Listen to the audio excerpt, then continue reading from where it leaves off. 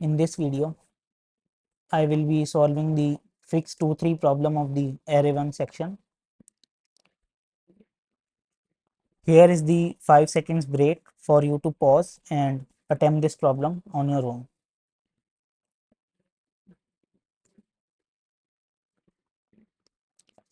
Alright. So in the fix23 method, we will be given an integer array nums having length 3, and we need to make changes or mutate that past array nums. What is the rule of changing the array? In case we find that 2 is immediately followed by a 3, we need to change that 3 to 0 and then return the changed array. Let's use these examples to understand the problem better. In first case, we can see 3 immediately follows the 2, hence that 3 is changed to 0 and we return back the changed array. Same goes for the example 2. 3 immediately follows 2, hence it is changed to 0 and we return back the changed array. If we talk about third example, there is no 3 only present inside the array, hence we make no changes. Even if 3 were present, then also it's not mandatory that changes would be made, because we only need to make changes if 3 comes after 2, not before 2. So we only need to make changes for arrays something like 2, 3, x or x, 3, 2, 3, where x could be any element. Now, before solving this problem, I want to discuss one very important concept with you, in which many beginners tend to get confused. I urge you to watch this section of video very carefully, and I am sure if you are able to understand this concept thoroughly, then it's gonna help you a lot in future and avoid you to face any of the problems that you might get because of the lack of understanding this concept. So if you come from C or CPP background, you must have heard the concept, the terms such as pass by value and pass by reference. Particularly in Java, there is no such concept of pass by reference, or Java only makes use of the pass by value mechanism. But the behavior of the code or our program depends on the type of variable that is being passed inside the method, whether it's a primitive data type or non-primitive data type. In both the cases, the behavior gets changed. So let me practically demonstrate you with both of the examples. First, I will show you the example of pass by value with a primitive data type, something like public static void mutate int, which will accept an integer x. Let me define an integer x as 10, print out its value. The current value of x is x. Now, if in this method mutate int, I make some changes. Let me also first pass this value, mutate int x. Yes. Now, if in this method I make some changes to x, something like x plus plus or x equal to x into 10 and something like that, and now print the x, the value of x inside mutate int is x. So here the value should be, we are passing 10, 10 plus 1 11, and 11 into 10, 110. This line should print out 110. But what will happen if I again try to print out the value of x after passing it in the mutant? The present value of x after mutate int is. If you are able to answer this correctly, then it means you are aware about this concept. So pause the video and try answering this question. What will be printed here? Now I'm going to show you. Current value of x is 10, which was here. Value of x inside mutate int is 110 as we discussed. But that change did not reflect here because of the concept of pass by value. In simpler terms, pass by value basically means whatever variable that we are passing, its copy will be passed inside the method. Since a copy is passed, so whatever changes are made, that are made on the copy of the original value and not the original value itself. That's why again here 10 is only printed. But now let's discuss the same thing, but this time make use of non-primitive data type. So for our case, we can make use of integer array only, since it will help us to understand this problem also better. So let me define an integer array, new int, and initialize it with 1, 2, and 3 values. Do the same thing, something like s out.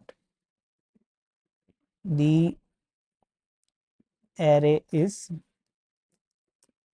or the original array is, plus, and here write arrays dot toString of r. Let me also define a kind of same method which will take an integer array instead of integer, and let's try to make some changes on this integer array. So the value of array inside mutate array is arrays dot toString of r, and before that we can make some changes, something like, what can we do? We can make the first element as 0 as well as the last element as 0, add dot length minus 1 as 0. So one thing which is for sure is here we should be getting 0. What was the original array? Yeah, 0 to 0. Now the main question that comes is, what will be the behavior of the code if I try to print out the present array after mutate array is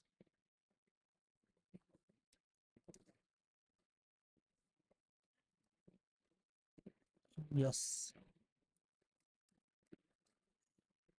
arrays dot toString to r, and before that call the mutate array.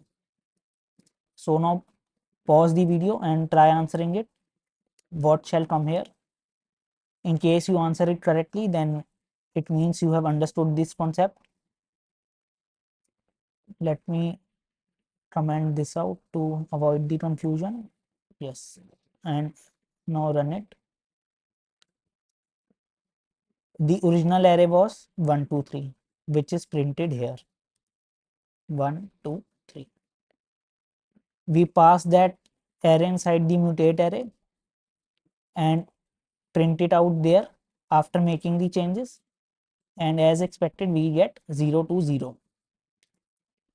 But the main thing or the key takeaway of this concept that you need to keep in mind is those changes are also persisted after the call to the method is completed.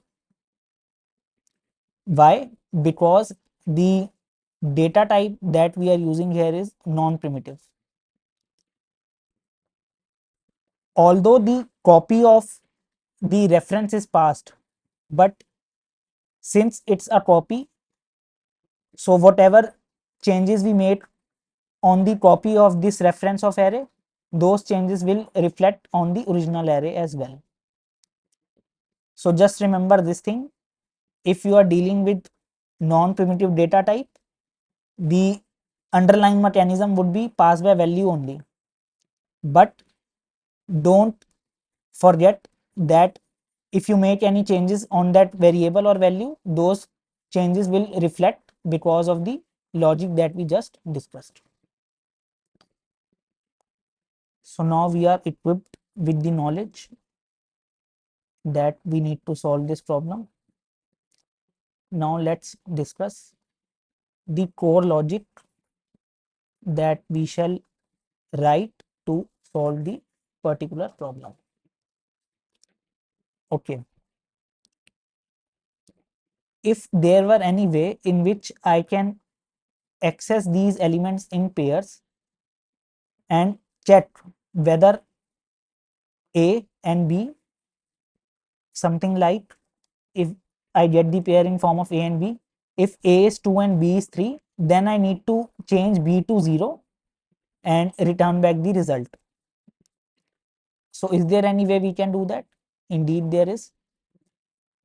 Let me show you with this only, and for the time being remove this and this as well. Yes. If we want to get only single element each time out of the array, we do something like int I equal to 0, I is less than add dot length and I plus plus, and we can do the current element, or we can write array of D is D, where first D would come as I and second D would come as array of I. Now if I will run it, nothing special. First element is 1, second is 2, third is 3. But I need to get it in pairs like 1, 2 and 2, 3. How can we do that? For that, you can change it to length minus 1, since while we are at this element or this index, we will be capturing the last element also.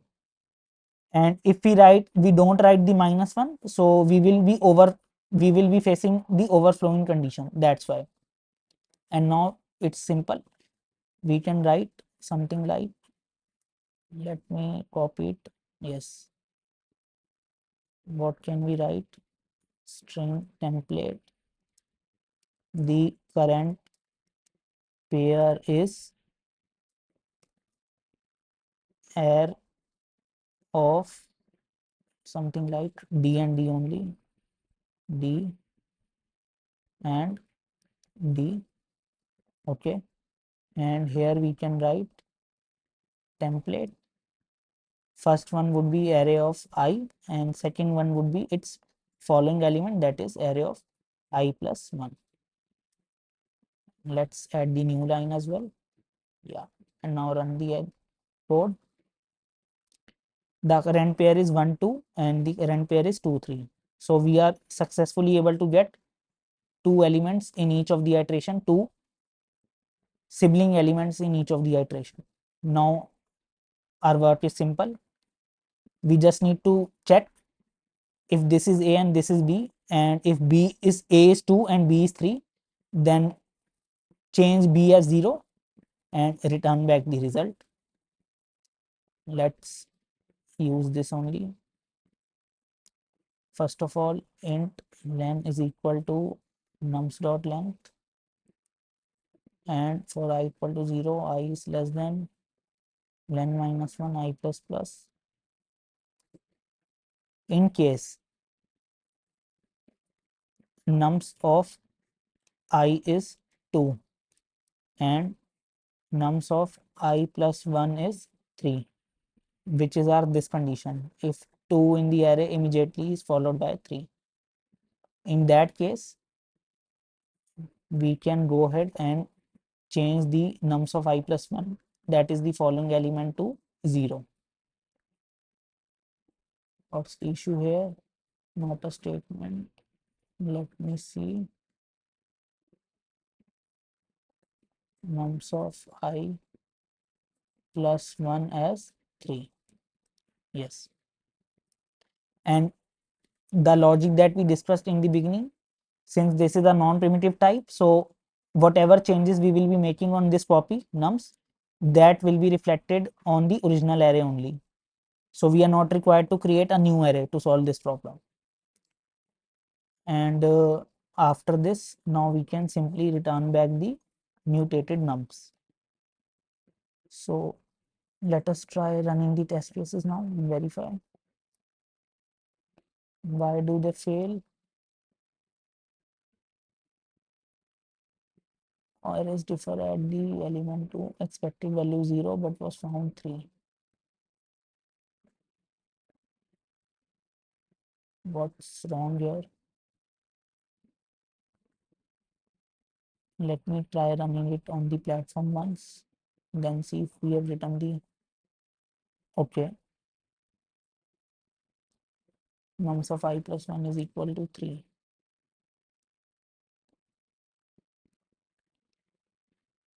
What are we missing here? We are making the changes. Let me try to run it here only, 1, 2 and 3, and use this. Yes,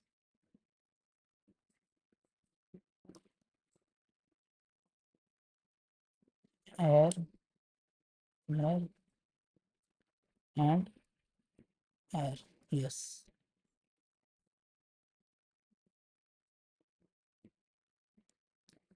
Okay. S out arrays dot to string of air. Yes. 1, 2 and 3.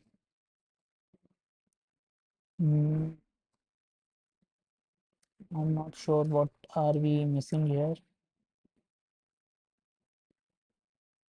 Okay. See, this is how silly mistakes happen. We are supposed to make it updated to 0, not 3. That was the issue. Yeah, now it will work absolutely fine. Yes, that's what I am wondering. What's the issue? Now it should work fine. Yes, yeah, all correct. So now let me upload this on GitHub as well.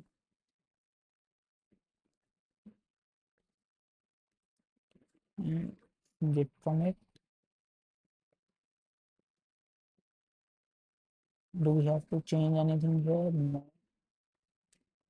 And g push and verify the code has been uploaded successfully.